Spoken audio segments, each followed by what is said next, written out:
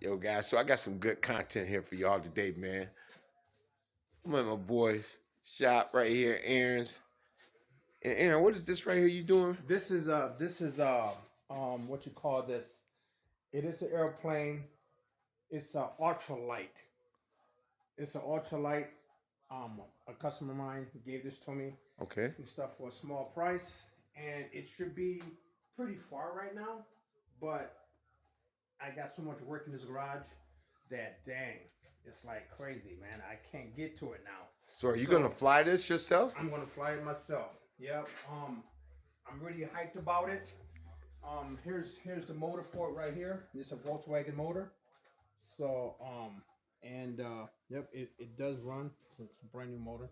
Awesome. And yeah, here's the wings for it and everything. When I got it, the biggest part of it is that to build something like this, you got to put together like this here. Then you sheet it and everything. The hard work is done. Right Okay. now, this is pretty much easy. So I got everything for it.